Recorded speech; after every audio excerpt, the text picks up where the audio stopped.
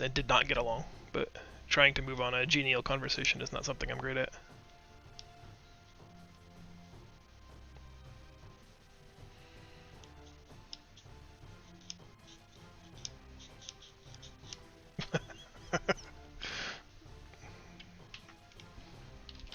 I'm getting an echo. I don't know if it's through the stream or through Discord. Yeah, Test. You have our audio on the stream. Your mom does. It's muted now.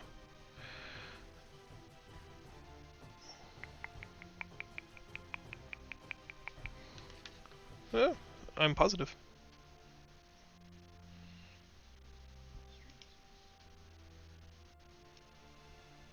I am literally transmitting.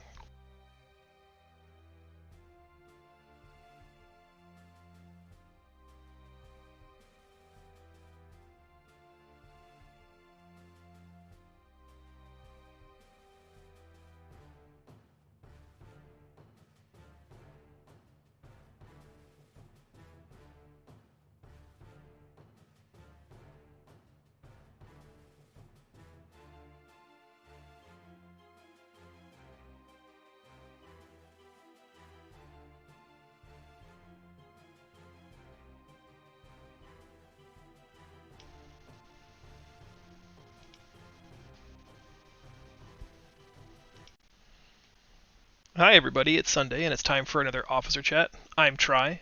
Joining me today are fellow members of RTM's leadership team, Andrew and Rob. Everybody say hello. Hello! So today we're talking about money, in-game gold. The Caravan Brutosaur. That is, I think, the easiest recognizable at a glance indicator that someone's got some money. For most people in the guild, for most people in the game, I think, the Brutosaur is kind of a lofty goal, maybe even an impossible one. However, both of you have one. You made that dream a reality, and then building on that success, you went ahead and hit gold cap. That's 10 million gold on a single character, is that correct? Yep. So I thought it would be fun to chat with our elite 1%ers about how you guys have had success in farming Warcraft gold. So I guess my first question for both of you, is your passion for gold farming really predicated on just the attractiveness of the in-game gold sinks, or like even before there was the creepy spider mount and the Caravan Brutosaur, was gold farming something that you were both into? Yeah, for me it was mostly like the goals. Getting the spider, getting the Brutosaur, getting all the gold sync mounts. That's pretty much it. Yeah, I like mounts. I like collecting stuff, and figuring out like an artificial microeconomy and how I can benefit from it is something that I find fun, and it just kind of goes from there. Like, I wouldn't do any of it if it wasn't actually fun. Okay. Yeah, that's another piece of it too. Like, when there's downtime, like, I'm much less likely to be interested in spending time making gold if there's, other fun stuff to do. So a lot of it just has to do with, like, is there something that I particularly want with the gold, and do I have the time to actually do it? So I guess a quick What follow. do you want with gold now? I just gotta ask. Yes. Because that's what I'm struggling with. Is that right now it's just using the skills that I got in BFA, but I don't know what I'm doing with it because there's nothing to spend right now. Yeah, I'm not really pushing to make gold right now just because I've bought everything that I need. So, like, right now it's largely just backfilling guild stuff, making sure that we're stocked for raid if we haven't gotten donations or something like that, is a big thing. Being able to just buy whatever consumables I need whenever I want. If I want to try something out, I can do it. If I want to buy BOEs for alts, I can do it.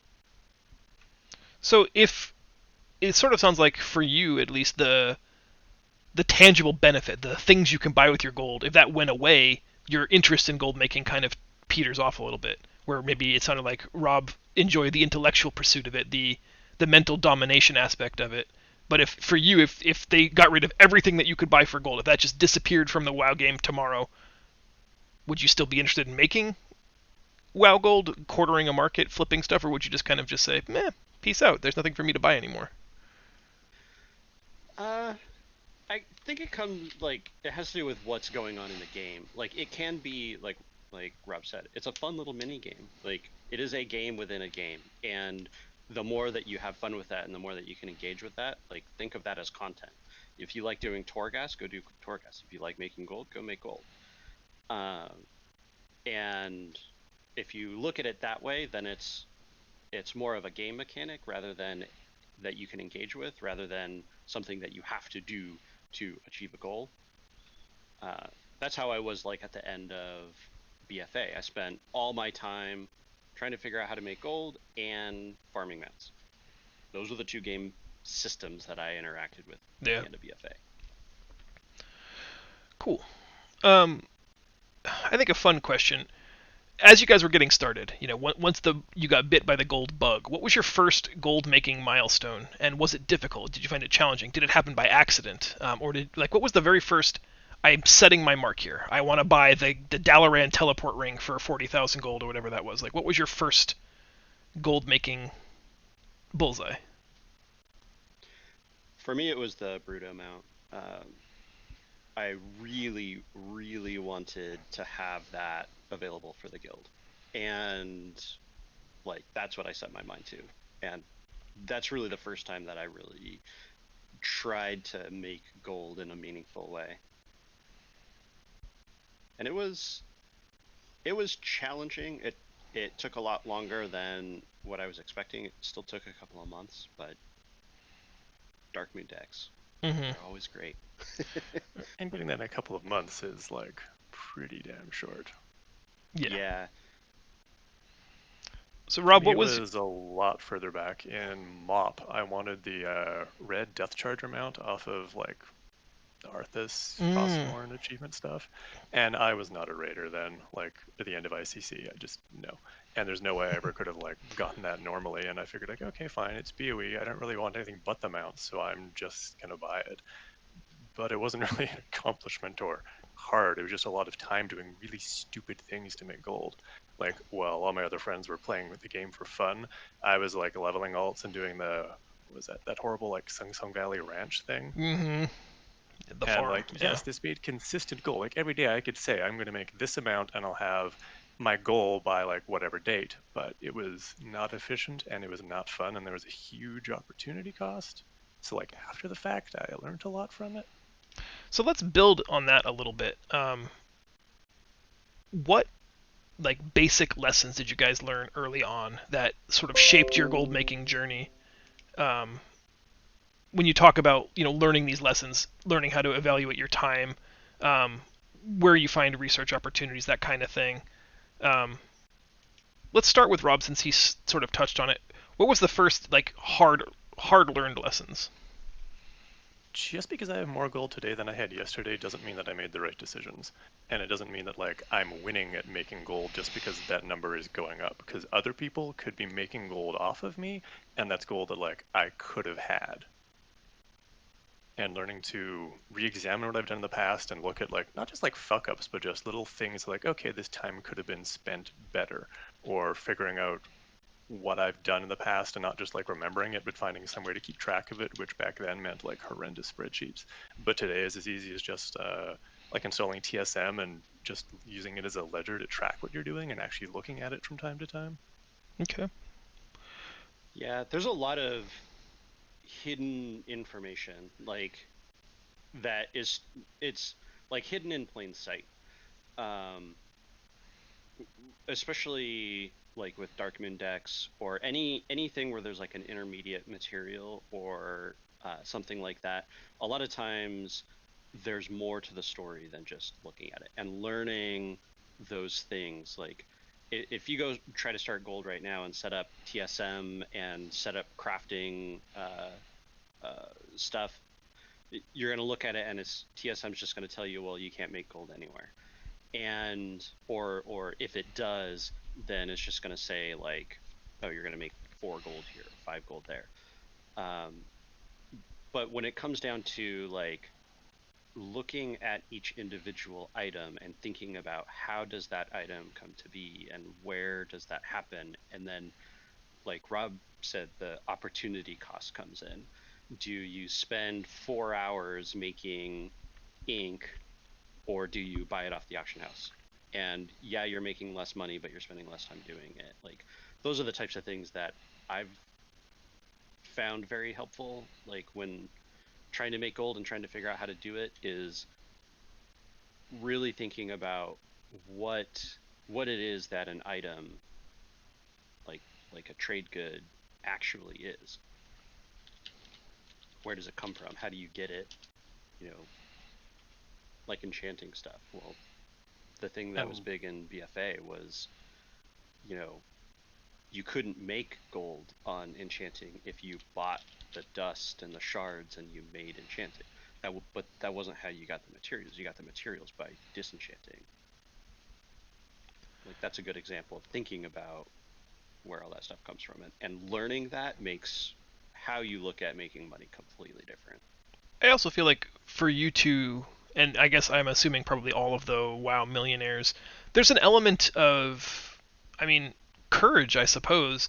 There have been moments where I have, 1 or 2 million gold that I could choose to leverage and gamble on something, but for me, I'm like, I'm not going to part with my, I'm not going to risk parting with my gold that easily.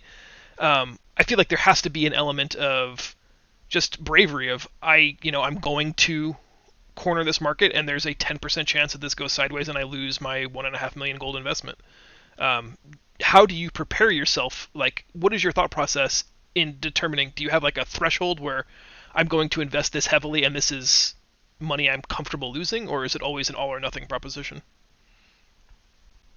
Andrew and I are kind of on different sides of that. Like he's done some things with gold that have worked out or not that I think of are really, really risky, and I never would have done that. Like I'm super conservative with it, and I usually think that if there's a whole bunch of money to be made by doing a flip, I'm probably missing something because there are other bigger and better and smarter goblins on the server that probably would have taken advantage of it. So I usually like leave that kind of stuff alone. Like I don't want to spend a couple million on something, but then Andrew went and like, how much did you spend in herbs in like the first couple days of the expansion? Uh, for it took me about 800,000 gold to get going with Darkmoon Decks, And so like, you can't it was argue with quite the a bit. results. And I knew that that would be profitable, but I would never have done that. Yeah, that's it. Yeah, for me as well. No thanks. But Yeah, that's why I'm it's not a gold capped character sitting on my Caravan Brutosaur, I suppose. yeah, it was harrowing to start. Like when you look at the market and you spend 250,000 gold on herbs and you just turn them into dust, like Yeah. it's like holy crap. All right. Well, I think let's move on. Having learned the basics, and obviously you guys have successfully implemented all of these processes.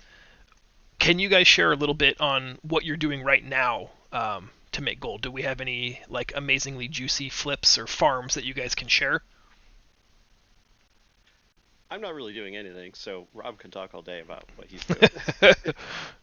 Yeah, but what you were doing, Darkmoon decks are still viable, but it's a little more complicated than it was at first. Like at first it was just like printing money, and now it's not. Yeah. Yeah, I like I'm I've been keeping track of the Darkmoon deck market, and Darkmoon decks have reached the stage where there's a lot of risk. What happens with Darkmoon decks is there's 4 decks, and ultimately what happens is that you will lose money on some decks and you will make money on others. And the difference is, do you make enough money on the ones that are profitable to offset the loss on the ones that are garbage? And right now, like it's still profitable. Um, it like it meets my margins, and like the way that I calculate whether or not Darkmoon decks are profitable is very conservative. So I could jump back into Darkmoon decks and make a little bit of gold. Um, I think the last time I looked, it was about maybe 3 or 4 thousand gold per set. So if you were to sell 4 decks, one of each deck, you'd make about 4 to 5 thousand gold. I think 3 to 5,000 gold. In the Dark Moon deck world, is there any value in selling individual cards still, or do you think there's really only money to be made wholesaling completed decks? Like, so I don't sell cards much, um, but there's a game to it. You want to sell the expensive cards and save the cheap cards is kind of what you want to do. But the problem is that the card market is so swingy. It's kind of like the stock market, right? Like you have 10 3 of whatever, and they're worth nothing now. So you think, oh, like I want to just get rid of these and sell them for cheap and make something. But the reality is, when you're making cards, you know, I went through phases where I couldn't get a 7 of one deck, but then, after making 500 more cards, well, now I have 27s and don't know what to do with it. Right. So what I used to do is I had TSM set a limit where I would put any card that I had up on the market if I had more than 15 of them, because 15, like 10 to 15 cards is like you can make that or lose that in one crafting session. So you kind of want to hold those. And then if I had left less than 15 cards, I would hold on to them. My feeling is that the more expensive the cards are, the less likely people will buy cards to make decks to sell decks. So making the rare cards be more available if I have them just hurts my ability to make money on decks, because a competitor is just going to buy that card now, make a deck, and put it up on the auction house. Okay. So I just hold them. Like the Monte Carlo aspect of it, like the RNG aspect of it, says that over the course of millions of card crafts that you come out even. So there's no reason for me to sell a card. Yeah. Um, let's change gears a little bit. Rob, I'm assuming you haven't made your fortune on Dark Moon cards. What are you doing? No. So in BFA, I made a crap ton of money off of tailoring and enchanting that basically paid for like my Brutosaur and a lot of other things. So I tried very, very hard to make money with that in Shadowlands, and enchanting is in a real gross place. There's a lot of people that are complaining about the lack of barrier to entry. Like in BFA, you needed to get rep and world quests, Yeah. and you needed to actually like buy patterns for thousands of gold, and lots of people just didn't. Whereas Shadowlands has none of that. And a really good example of what's that is done is that like if you open up just TSM, because it'll show you like crafting costs and sell prices, which you should take with a big grain of salt, but still, and like it's almost all in the red for enchanting. But I can still kind of make a profit because I have a lot of time and probably too much patience, where I can buy up cloth only when it's cheap and it goes to like a certain point, and then make like bracers, disenchant them, and I can get my dust cheaper than other enchanters will, so then my margins are better than theirs are, and then I can like squeak by. But it's not great profits. Um, Tailoring, like some days bags are good, but some days it's not. When the price is good, it's like printing money, but it's small bills, so you're not going to get really rich off it. Mm-hmm. The Crafters Mark II is where the vast majority of my gold has been coming from, and that required grinding Venari rep on 2 characters, and I've been doing tailoring and blacksmithing stuff. It's a slow sell. Competition varies, but it has really, really high margins because, like, I don't know why someone would spend a couple thousand gold for a 168 item level piece, but people do fairly consistently. Yeah. And since like the cost for tailoring to put that Crafter's Mark II on it is basically nothing, like my margins are really, really, really low. Excellent. And also because like I have a lot of gold and I have a lot of characters to hold stuff. So when cloth is cheap, I'm buying it up, like spending hundreds of thousands of gold or more, and then stashing it away until I actually like have need of it. So even when a competitor does come along, I really don't care. I'm not going to buy out their stock, but I'll just post so much more for cheaper that after a while they get so demoralized that they just stop. Yeah. Um, so there's some we'll use some jargon, some parlance here. Um, resetting a market, is that something that you do often, and can you elaborate for everybody what exactly that entails? I'm too chicken shit. Actually, I reset Raw Seraphic Wing. It is a. It didn't really work. Like I made a little bit of gold, but not much. Um, so that is a one of the meats that you need for feasts. Mhm. And I was making feasts one day, and I noticed that all of the Seraphitic wings were at the same price. And then there was one seller with like 10,000 of them or whatever, like just some ridiculous amount at like 6 times the cost that everybody else was selling them at. So I reset that market. I bought all of them except for the high priced ones, and I reposted them at a higher price. And it was only like 4,000 wings or whatever like that. It was, I don't know, 50, 60, 70,000 gold, something like that. I reposted it and I sold maybe 25% of those, but that just means that I got 2,000 of these meats for effectively nothing. And then those go into feasts. It's super efficient. Great. Um, but yeah, resetting the market is like if you see something cheap and there's a lot of it cheap, or even not very much cheap, like you buy it up to a certain point and repost it at that point, and then you hope people buy, as there's demand, they buy yours at the higher price. And so, like, how long do you have to stay on top of that, though? Because if I just spent 60 grand buying every Seraphic wing there is, and if some helpful little goblin comes in and posts 200 more at 1 silver less than my current, do I have to buy all of those too? Like, how all in do you go on that plan? Because it seems like at some point you'd just be buying all the wings every day, and I'm not sure that you'd ever get ahead. Yeah, that's probably why we don't do it very often. Fair enough. Um, And I almost everything has something you can use it for a vendor shuffle, and that's what I use to like set the price at which I'm okay spending something with.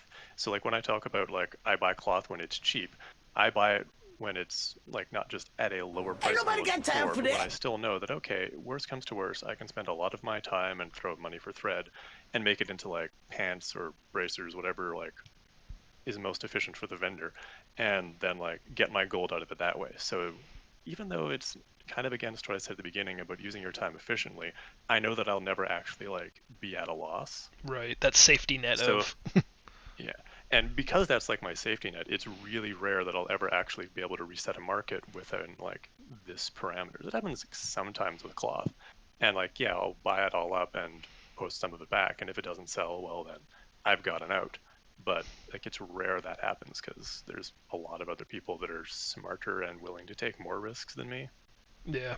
Yeah, one thing that I would do when I was making Darkmoon decks at the beginning of the expansion is there was a price point on herbs that I would buy the herbs no matter what. So I would stick the herb price at that point. And if somebody posted lower, I would buy it. And if I didn't need the herbs right now, I would just repost it. And I was able to make like probably about 25% of my initial investment into Darkmoon decks. I was able to make back just by resetting herbs and reposting because like I was gonna buy them anyway, so buying it and reposting it didn't cost me anything. It was only a potential gain. So in cases like that where like if you're gonna reset a market, you have to know that item. You have to know the swings, you have to know what it's used for. You have to have a point where you know that you can use those items and then you can always reset up to that point. But that happens so rarely, I think, Yeah. Is for me. do each of you have like a threshold, a gold value where you consider I could reset, satin silk right now, and I know that my best case scenario is I'm making 10 silver per silk sold as a profit. Do you look at that and say that's good? It's not a volatile market. I'll likely make my 10 silver per thing sold, and over the course of a lifetime, that's 2,000 gold. Or do you look at that and say that profit margin is just way too narrow for me? That's not worth my time. And is that somebody like does that get kicked down to one of the lesser goblins who's gonna chomp at the bit to get into the 10 silver per sale upgrade? I pretty much just ignore that kind of stuff. Like, I would rather, at some level, I would rather just buy a token and sell it. Hmm. If I'm going to spend 40 hours making 10,000 gold, I'm going to buy a token and sell it. Like, Yeah. If I the, know the market, I'd do it. Like I haven't. I'm really proud in a weird way that I haven't spent any money on like digital Blizzard stuff since Warlords, and I want to keep it that way. But I'm Yeah. also kind of fortunate where like when it comes to just making like tens of thousands of an item, or like for most of BFA, what I spent doing is like buying cloth, making it to bracers, scrapping it, and not always on the same character. So it was a lot of like not labor, but just really, really time consuming. But that's fine. I'll just fire up the game on my laptop where like I hit a couple buttons or just sit there like watching TV and I'm just like hitting the same button over and over and over Yeah. again. And that's okay because I'm doing something else and like eh, We talked there's nothing all. really wrong with that. But that doesn't Yeah. necessarily like that's not fun for everyone. Yeah, we talked off stream, off chat last week when we were talking about the possibility of this episode that there's a world where some people are comfortable trading their time for gold. That at 10,000 feet, the best gold makers in the world, that's not a reasonable proposition. You guys value that time is money. I don't mind spending some time if I can turn my 2 hours, like Rob's saying, while I'm watching a Netflix movie anyway. If I can turn that 2 hours into 40,000 gold, I don't hate that proposition so much. In that world, though, is there a way for someone like me who's comfortable doing that to achieve gold cap, or at some point will I have to let go of that belief that it's reasonable to transfer time into gold, or is that like one of No, those it's fairy tale dreams? definitely No, it's definitely possible. Like, Andrew got his Brutosaur a lot faster than me, and he got to Gold Cap a lot faster than me, because I was willing to take, like, very slow, very safe routes and just do it, like, very, very slowly over time. And I knew, like, how long I would have to get the Brutosaur, and I frankly didn't think I'd get to Gold Cap within, like, the first year of this expansion, but, like, I knew I would get there, Hmm. because I could take, like, the long, slow, safe approach to it. Yeah, I like that thinking. All right. Well, I think we've talked a little bit about the basics. I think everybody understands. We've had some good examples here. Talking a little bit more about like next level thinking, some advanced tactics. What resources are out there that you guys have utilized that people like me or anybody else who wants to start making some money? What should we be looking for? I mean, I'm talking add-ons, Weekora, spreadsheets. Even the Undermine Journal was something I only became aware of recently. Um, I love the Undermine Journal. yeah, It's what's fantastic. out there and what should we be getting better at utilizing? yeah, the Undermine Journal is really good. Um, the other thing, like, so the challenge and the limit with Undermine Journal is it's only a snapshot every hour. And Let's go back what and I like, explain what it is for everybody who may not know. oh, yeah, so the, So it's a website.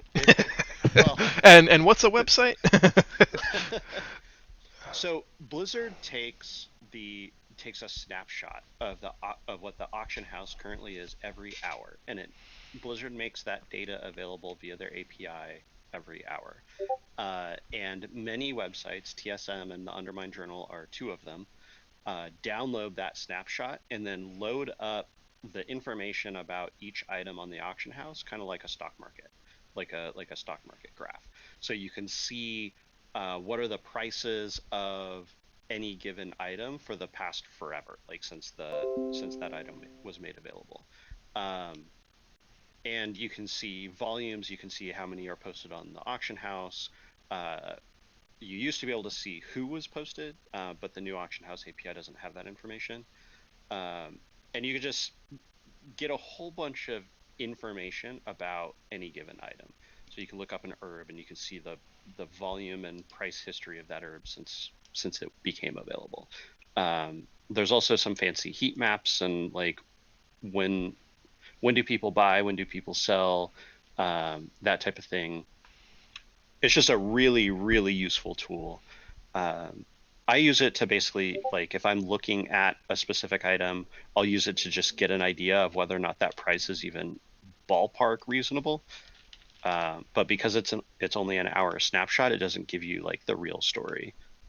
Yeah, it's not a full picture, but like it's really, really useful because when we talk about things about how like I'm timid and scared about spending a lot of money with stuff, and I'm really only comfortable doing things within markets that I'm comfortable with. The Undermined Journal is probably how I got comfortable with it, because before I was going to like be willing to spend hundreds of thousands or more gold on something, I would want to know like, okay, what is the price of this normally like? Is this actually a good price? If I just like wait till say Tuesday morning or Monday night, because there's huge price differences between those because of the reset, Undermine Journal is where I can get that info without having my own personal experience. So if I was trying to break into this and maybe spend like 1,000 gold on materials to get me started on something, the Undermine Journal is the first place that I would like want to go and actually look at.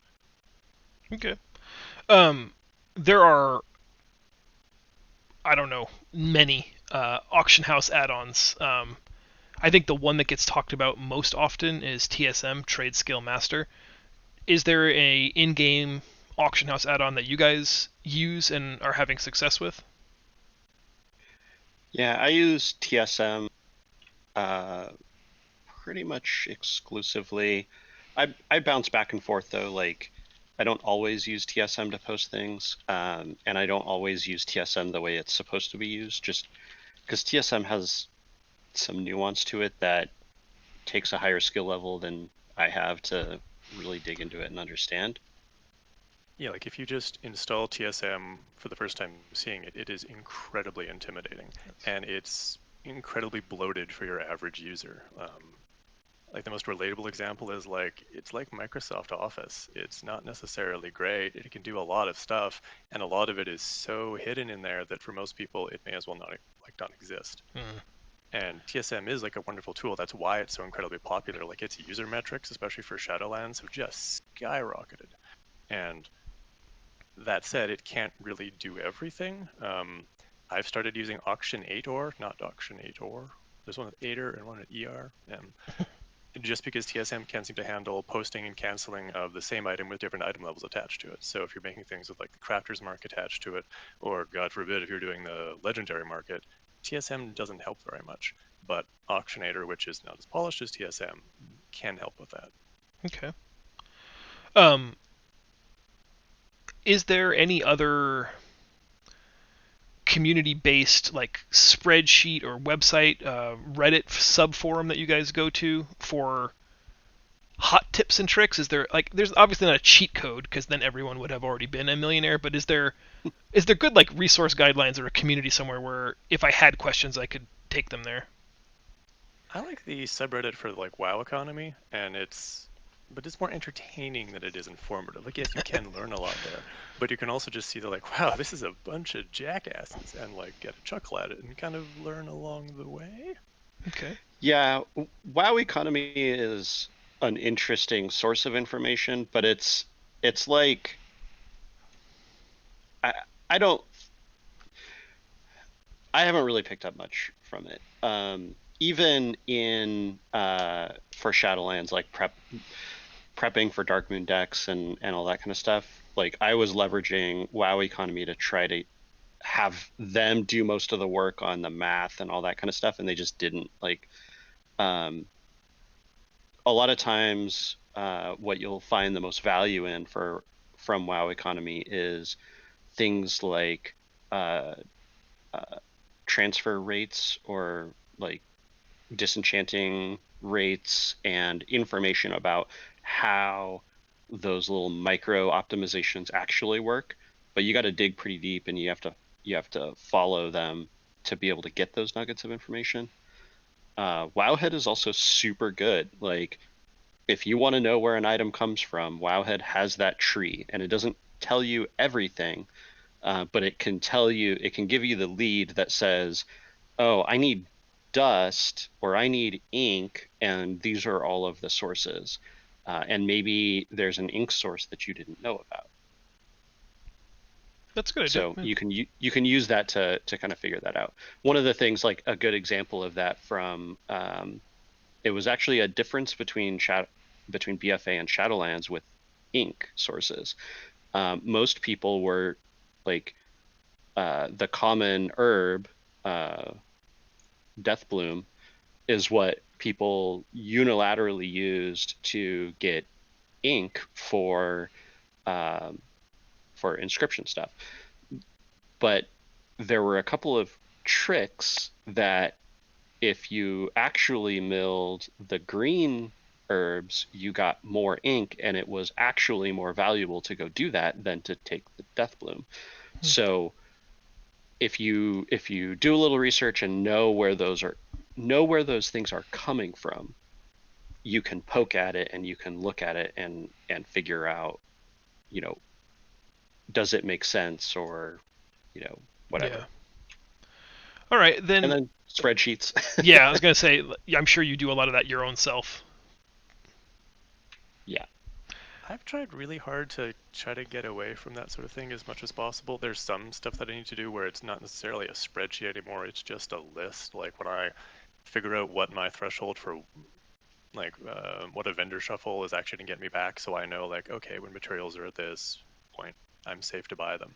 Like that's pretty good, but I've worked really hard to start just using TSM as like a ledger and a history tracker rather than making like huge unwieldy spreadsheets anymore. And usually if there is a reason to actually make a spreadsheet with it, someone else has probably made something better, and it's probably pretty easy to Google because they're likely to be a streamer or be doing something with like the Wowhead economy wrap-up posts, and they're doing things like that where they're not necessarily giving bad advice, but they're not giving this advice out to like make gold anymore. They're giving this advice out because like they want clicks and likes. Right. And sometimes they make very, very polished tools. I haven't actually found much that I can say is useful for Shadowlands, but in BFA there were some fantastic ones where you could put in the price for cloth, leather, ore, bones, everything, and put in prices for various enchants and various enchanting materials, and you could put in some data for expulsion, and it'll spit out and tell you like, okay, here's the materials you should buy, crafted into whatever bracers with which of the three professions, and like what to do if you should then actually sell it as enchants or just dust. And that was pretty no-brainer, and someone put in more work into making that than I would put into making a spreadsheet for myself. And as Shadowlands like drags on, we're gonna see like more of that kind of stuff coming out. But again, it's a tool, and you have to like know how to use it, and not just like trust it blindly. Right. All right, I've got another question then. Polar opposites of what we've just been talking about. You guys are tuned in, dialed in, add-ons, um, resources, websites, subreddits. That's great. 180-degree that. What is out there for somebody who doesn't want to play the market at all, doesn't want to do researching, doesn't even know what a spreadsheet is? Are there any like viable raw gold farms left? Are there any vendor flips that are available? Yeah, I mean, before they nerfed raid gold, you used to be able to go back and if you were willing to put some time into it, you could make, but between 5,000 and 8,000 gold per hour just farming old raids. Is there anything still like that that's viable at least? A lot of times you just have to play the game. Like, it's amazing how many times we say that, but Right. the callings give a ton of gold, dungeons give a ton of gold. You go run a dungeon, you get like, go run all of your M0s for the week, and you're going to get a couple of pieces of purple gear, and that's going to be 5, 6, 7,000 gold. Like, just play the Yeah, like, game. and if you like making alts, putting a what are they called, conduit into your covenant thing for the first time gets like a decent chunk of vendor trash. And then once you've got that alt actually leveled up, then yeah, you've got another access to a daily calling. But for someone who's a raid logger or hates alts or hates doing world quests or hates playing the game, it's kind of hard to come up with like useful advice because you're supposed to like these things and like killing stuff and like content and playing your character, and you got to go out and do that a little bit. Yeah, like Phyllectra said, if you're a raid logger, go do the callings. Log in every single day, spend 15 minutes doing a calling. You made 2,000 gold in 15 minutes. Congratulations. That's pretty good. That's more gold faster than we would make. We just did it more. And like in BFA, there was a big thing when like, okay, today the emissary is a gold one, and like people would get excited about that. And now we have an emissary like the equivalent of an emissary every single day, and you don't have to go out and like think of it as drudgery and do it all at one like horrible, I don't know, 15, 30 minutes every day. Like you can let them build up, and quite often if there's like you're not going to know there's going to be 2 Ardenweald ones back to back, but we just had that. Yeah. So I neglected it for a little while, and now Yahtzee, I get to do the same amount of effort and get rewarded twice. So you don't have to like feel like you're behind on it, and if you let one expire, like no harm done. Yeah. All right. Well, it Yeah. seems like it's kind of dovetailing into the next question, where we were gonna give some actionable advice for 3 archetypal gamers. We had discussed that at the bottom end of the spectrum in terms of effort, we have what we're calling the raid logger. That's, I don't want to farm materials. The auction house bores me. I've got 5 hours a week to play, and for the most part, that's Sunday and Wednesday nights where I log in raid with my guild. Maybe I do a key on Monday, but otherwise my job is too taxing, or I've got a busy family life. That guy, the raid logger, wants to cover the cost of consumables and repair bills. What can he do with a limited amount of time to make enough gold to live life the way he wants to live it? We talked about callings. One single calling. Yeah. That's it. That's it. One. You do one, you have all your raid mats for the week. I think Phyllectra also mentioned doing the mission table gold quests. It's one of those like things in a vacuum seems silly. Why would I spend time clicking on this auction table or a mission table guy? It's worth 200 gold. But if there are 2 of those a day and you do that on 5 or 6 characters, if you have that alt army, that by itself covers your consumable costs. As a Venthyr main, I am offended by that suggestion. Hey, you're getting your buffs. It's not enough. It'll never be enough. But yeah, it seems like the callings drop enough, not just gold from the missions themselves to complete those callings, but just the vendorable grays are, between 1,500 and 3,000 gold a pop, and that's enough, I think, to carry, your recoverable costs like consumables and repair stuff. Looking at our joining a guild that'll give you your stuff for free and then like telling you to loot a BOE useful advice? I think so. Yeah, it is definitely finding a good group that has even just guild repairs, because that cuts down one of your monthly expenses. The next gamer we were looking at was what I'm calling the JRR token. He's a guy who wants to farm enough gold every month to pay for his WoW sub via the in-game gold token. He also has to cover raid consumables. He also has to cover repair bills, and maybe wants to save up for a mount. This is like, your mid-level guy. I don't know what that looks like now, maybe 200,000 gold a month. What should that player be looking to accomplish? Can he get away with it just doing some, BOE farms and maybe a couple of transmog runs on something? Does he have to start playing the auction house? What advice do we have for that guy or girl? I think that's like, you want to look for passive income.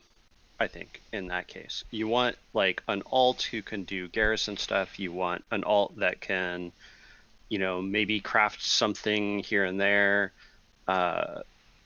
do like herb and ore farming.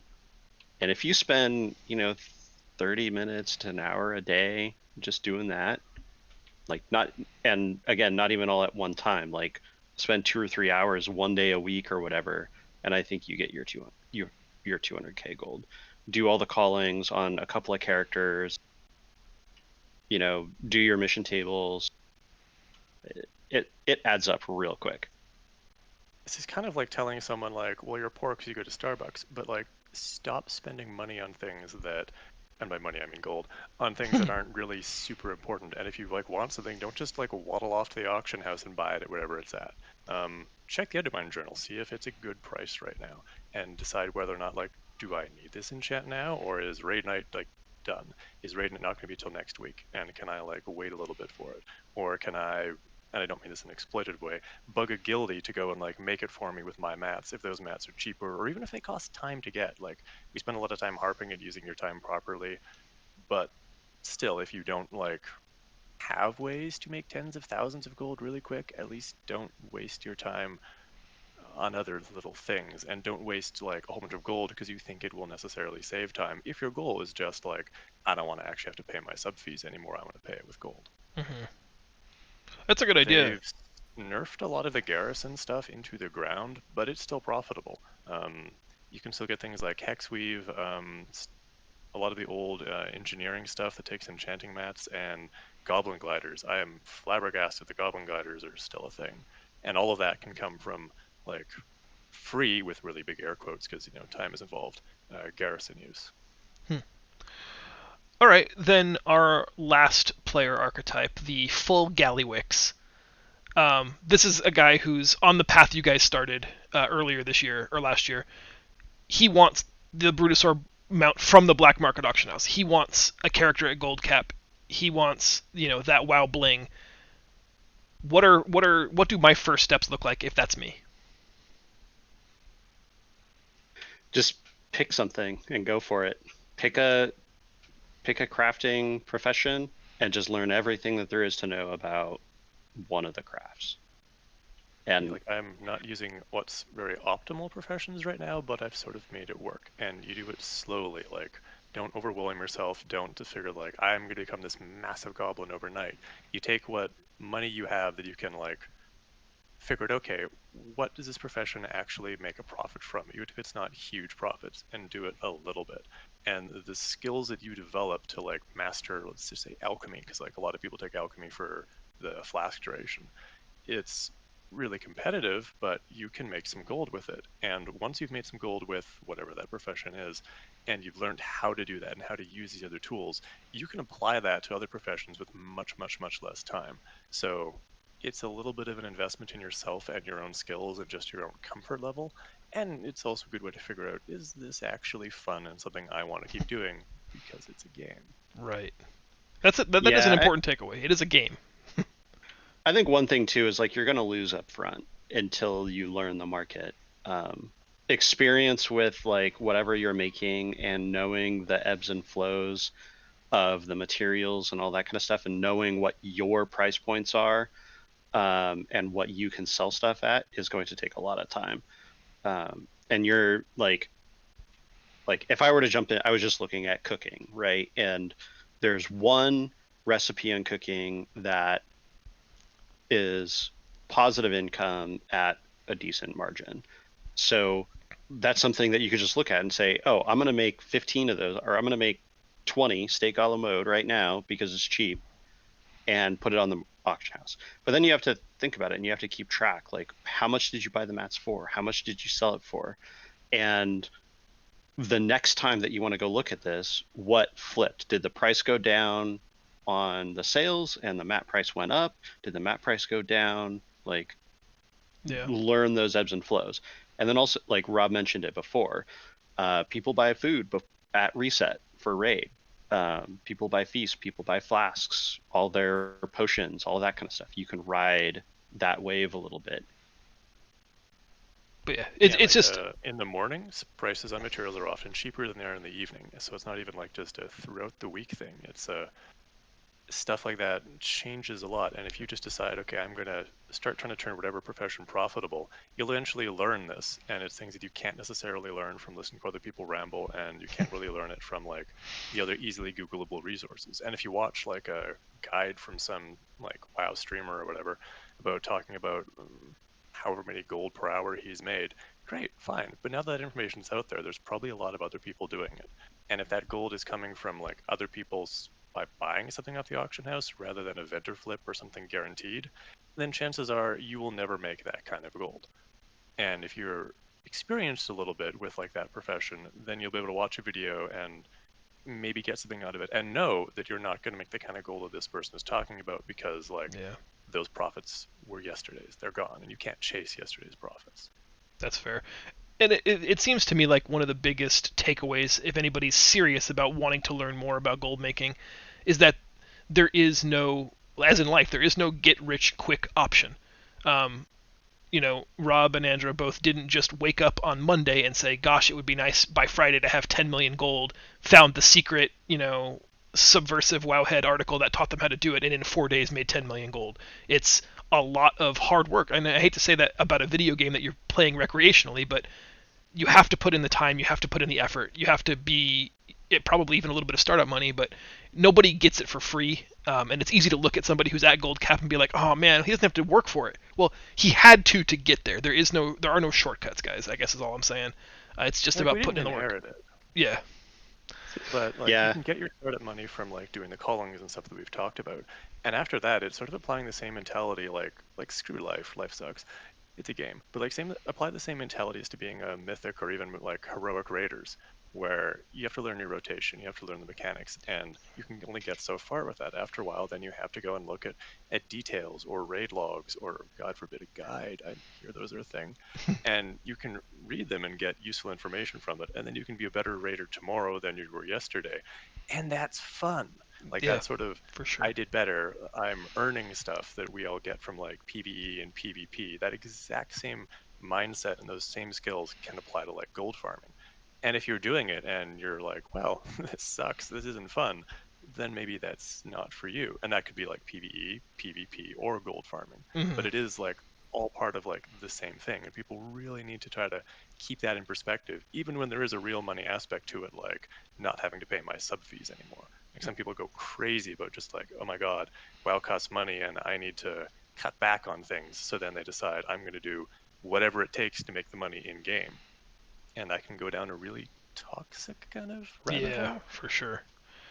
I guess in the same vein too, I think it's fair to say that at no point in time, if you want to buy a 5 million gold Caravan Brutosaur, should you buy hundreds of dollars worth of WoW tokens and try to cash those in the auction house for 200 grand a piece, right?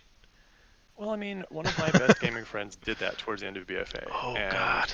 he uh, he played just enough BFA after that to get the out of the curve mount, and I have not, I've barely seen him in Shadowlands. Like he's yet to, he's still paying his sub fees. His Yeah. account is active. He's yet to get to max level, and like if he's used the Brutosaur, I've never seen him do it. Wow. I'm sure he hopped on it when he bought it, Oh but yeah, as you should. and like that I guess makes him happy, but I will judge the crap out of anyone for doing that because you're spending so much money for such limited happiness. And like it's the same like do I want to actually mythic raid or do I want to just buy a carry? And there are people that they want to just go and buy the carry. That's fair. We have a few questions. Oh god. First, Zeph says, if I wanted to farm mats as my method of getting gold, example being leather, herbs, fish, that kind of thing, what of these various tools should I be looking at to get some direction about what would be the most valuable return on that time? So he's willing to put some time in and do some farming. How does he get the most value for his minutes spent farming, herbing, skinning? I think you just kind of have to figure it out sometimes. And it depends on what you like to do. Herbing is a lot different than skinning, right? So getting leather is you have to do more work. Herbing, you're just running around picking stuff up. The other thing too, which we didn't really like, Rob mentioned the opportunity cost piece of it. There is a huge opportunity cost. Sometimes you can take what you farm and turn it into something more valuable. But sometimes what you like, the items that you farm, the herbs are more valuable than the stuff that you can turn it into. So you have to think about that as well. If you want to make your money by farming something, turning it into something else, and then selling it, you know, weigh that as your option. And like in the same way that like in PvE you look at a DPS meter and for like gold making, go do it for a little while. Just like set a timer for an hour and see what you can get out of it with your current skills and practice out of an hour, and then look at the materials you got and then decide what you're going to do with them. Whether you're making the right decision or not isn't going to matter, and then do it and just look and see what kind of gold did I get for the return. And I don't like spreadsheets because I said I'm trying to get away from that, but just make a note of this somewhere, be it a spreadsheet or let TSM's ledger like keep track of some of the profits, and you can just like look at the time spent and then see what you think about it. See if it was fun, see if it was profitable. And if you're doing it with like a certain profession and you know anyone else who is successful at turning this profession to be profitable, maybe ask them. I very recently did it with alchemy and I learned that, oh my God, is this competitive? And I would never right now go and pick herbs and decide to then turn them into like flasks to sell because yeah, TSM told me that there's some profit to be made at this, but even with my time, I'm not gonna babysit that one enough. So like if you just want to go and like make some good easy money, maybe processing stuff into it isn't going to be the best way to go. And like you can sell those mats. even if someone else is then spending more of their time to make those mats more profitable, if that's enough for you right now, and that's the judgment call that you want to make, go for it. I was going to say, when we were just starting Ventus Ruining in Heroic 2 weeks ago, it felt, at least, like it was more profitable for me to just sell the herbs I was picking and than anything else. Like, just go farm Nightshade for an hour and sell that was the best return on investment on my time that week than trying to turn it into anything else. Yep. And it's ultra low risk, which for some people is really, really good. Felectra said in the comments too, multitask whenever possible. Like if you're going to commit to farming Marrow in Maldraxxus, then also every time you're around a node, kill the stuff that you can skin, get that creepy crawler meat, get those Tenebrous ribs. Anytime you can be doing 3 things at the same time that you're doing 1 thing, that's probably going to increase your money made. So maybe pick flowers and skin things while you're doing that calling? Exactly. It's all coming together. Well, and like Rob said, like run what you're going to try to do, because like you look at Marrow and Widowbloom and they're more expensive than the herb and Bastion. Well, guess what? Herbing and Bastion is a hell of a lot easier. So yeah, for every herb that you hit in Revendreth, you're making more gold, but you hit fewer herbs. Like you got to go try it. Mm-hmm. And if you generate data as you're doing it by like just saying, like, okay, TSM said I made this much profits based on selling it, and then here's my little notation of I spent like half hour, an hour, whatever to get this, then you'll know going forward, and you can like think of like a damage meter as opposed to knowing that like herbing is easier in Bastion, because like you're not gonna know that if you haven't gone and done it. And the best way to learn is just by doing and track your data, and just make sure that like you're actually succeeding rather than just, oh good, I have more gold today than I had yesterday, so I must have won, right? Right, that's winning. Not so or much. Or really just get a druid, go to the Maw, and herb everything. Yeah. It's been successful for me. It's kind of hard to go wrong with that, except for the whole Maw part. The Meg has a question for Rob. If you could build a Scrooge McDuck-style vault to swim in, which zone would you build it in? I'm assuming that's in WoW and not in Inventor. Nice. It's part of the fancy party? Oh, yeah. There, and there are vampires, and that is what I've just decided. And tea parties. Mm-hmm. Yes. I know exactly who I would invite to my vault, and it would be everyone involved with throwing tea parties. Nice. That sounds good. Let's buy just a few more minutes in case anybody else has any other questions, and I would love to hear from each of you either just an enormous success story where you just dunked on everybody else on Lightbringer server and made a fortune, or where you put more than you wanted to into something and it did not pan out. You lost your ass on something. Good story. I might have invested in a lot of cloth before the end of BFA. Oh yeah. I still have that. Mostly worked out in the end. I didn't lose any money. I sure spent a lot of time on it though. And I sure thought you were gonna lose all the money. So yeah, like the Relic of the Past system that they introduced at the the tail end of BFA going into Shadowlands was like the math on it was ridiculous to start, and so I started buying up cloth, and I started buying up more cloth and more cloth and more cloth and more cloth, and I had like 700,000 gold in freaking Deep Sea Satine, and then Blizzard nerfed the vendor flip. Yeah, because you just can turn it all into Relic of the Past, and then apply the Relic of the Past to an item, and then vendor it, was it? Yeah. I was gonna have about a 4-to-1 return on it. So 700,000 gold would have turned into a little over 2.5 million, and then they nerfed it, and my 700,000 gold turned into the next month of me trying to sell that cloth back to make anything. Mm-hmm. I remember at the time I kept thinking to myself, oh, I should go do this because this is right up my alley. Like, it doesn't depend on sell rate. It doesn't depend on constantly reselling things. I can just buy it all up, and then I could just like sell it to a vendor and be guaranteed it. But I was like, well, I got my Brutosaur. It's been a long expansion. I'm just going to be lazy and sit it out. Yeah. I remember somebody wanting to get a bunch of the Swiftfoot potions crafted going into Shadowlands, thinking that they were going to be a hot ticket item, and I believe that didn't pan out either. But my favorite success story, not in it as in terms of absolute value, but in terms of percentage, I think is your fish oil debacle from the beginning of BFA. Do you remember that, Andrew? Yeah, actually, I hit fish oil twice in BFA. So yeah, fish oil was available on a vendor at the beginning of BFA, and I bought like a bank full of it, and it was selling for like 1 gold for 5 of them or something like that, and so like 20 silver each or whatever. And then right after Blizzard nerfed it, they jumped up to like 15, 20 gold each. I sold a whole bunch of them. I probably only sold about half of what I bought. I only made like, I don't know, 200,000 gold or something. The rest of them I kept for like all of the feasts, all of the food forever for the guild. Was Mm-hmm. never had to worry about the fish oil. But then I got it a second time. So you turn fish into fish oil, right? So I just started looking at all the fish, and one of the fish, it was like one of the catfish that wasn't used for anything, was selling for like 25 silver each, and the oil was selling for like 8 or 9 gold each. And I bought freaking tens of thousands of this damn catfish over the course of a month and resold it as fish oil. Nice. It was so dumb.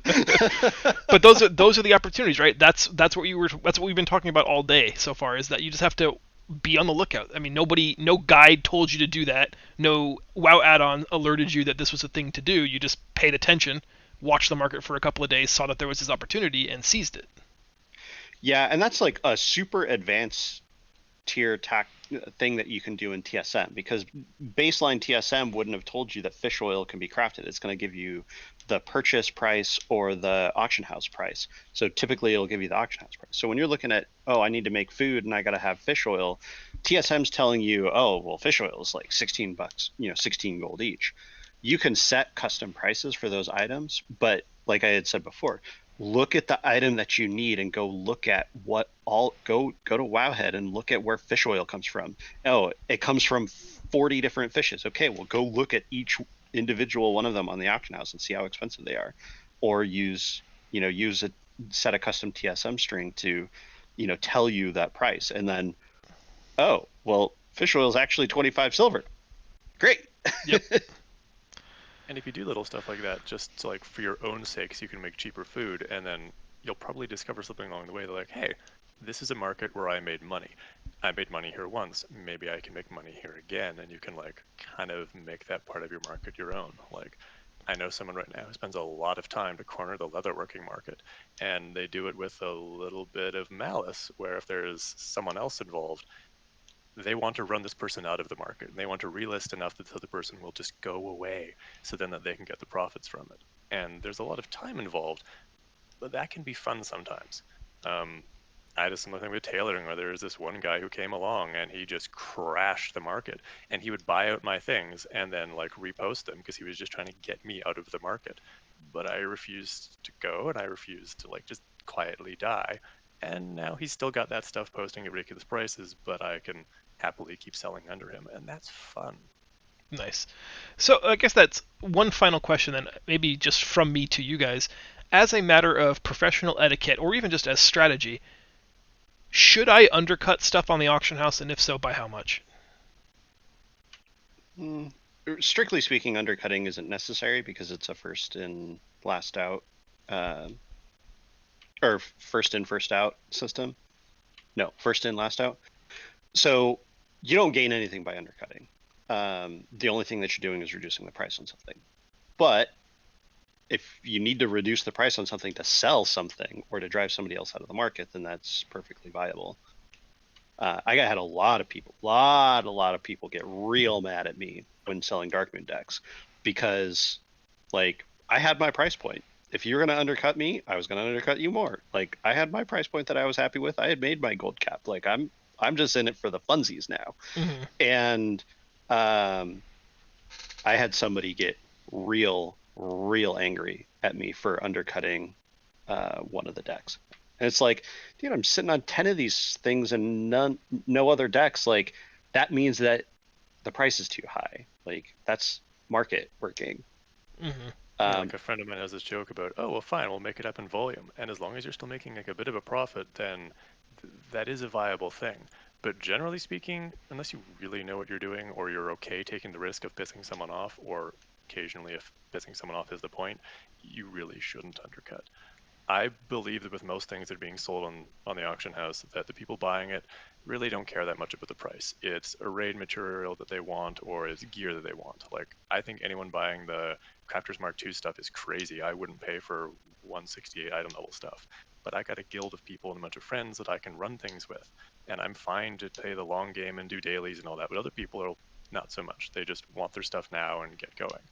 So, like, if I decide to drastically lower the prices on, say, the tailoring stuff that I'm selling, I don't actually think it'll sell more, because I think the people buying it will buy it for almost any reasonable price. Yeah. So it's better for me to keep the prices where it is. But I think that's not always true with every market.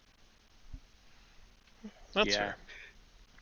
And like for transmog, oh my god, no, never lower the price on transmog. Transmog Yes. is a long game. And if you lower the prices on it, it's still not going to sell, because it's just going to wait till someone wants that item. Like Right. the Tibu's longswords.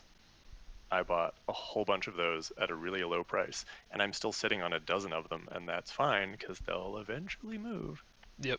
It's the golden bikinis from Encourage, where you're not going to sell but one a month or less, and like you're saying, it's all dependent on someone rolling up a new cloth wearer, deciding they have to have that slave Leia look, and then when they've made that decision, they're going to buy that. Whether that's priced at 50,000 or at 70,000 is probably immaterial, because that person has already made that decision. And so trying to undercut each time, reposting it 10 silver less than my last auction, is only driving down the price for everybody's, bikini transmog items.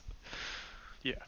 And usually the exceptions to that, like, it requires enough finesse that you should just never tell someone to do it, because if they're going to do it, they're either making a mistake or they know better. Yeah. And repost often. Like, that's one thing that we didn't really talk about. When I was selling Darkmoon decks, I was reposting every 10 to 20 seconds, and I would sell individual decks in those 20-second windows. Wow. And like, when you're selling like a volume item, you got to just constantly be reposting. And that's not fun. And it's one of the few ways that, like, the Brutosaur doesn't pay for itself, but at least, like, helps out, because then, you're always at an auction house. Failing that, like, yeah, you need an auction house alt, or if you're a big enough goblin, which I am not, a second account that just sits at an auction house somewhere. Mm-hmm. All right, I don't see any new questions, and I think we've gone about as deep as we can go for the purposes of a simple chat. Thank you very much, guys. I know that's a lot to dig into, and I know that it's always hard to speak about something you're deeply passionate about and this invested in. Johnny wants to know, why are you all so good looking? It's probably my beard. What's all that gold? You use it to buy, like, facial moisturizers and stuff? I see. Like a little diamond exfoliating situation. Well done. There you go, Johnny. Half genetics, half pampering. These fellas take care of themselves. And for Tribrid, it's his arms, really. It's true. A little bit of working out never hurts. All right, guys. Thank you very much for tuning in. That's Andrew, Rob. Thank you very much for sharing your time. We just discussed time is money, so I guess we owe you one. My bill will be in the mail. I assume it would be. All right. Thanks to my co-hosts. Thanks everybody for watching. We'll see you next time. Bye-bye. Thanks, guys. See ya.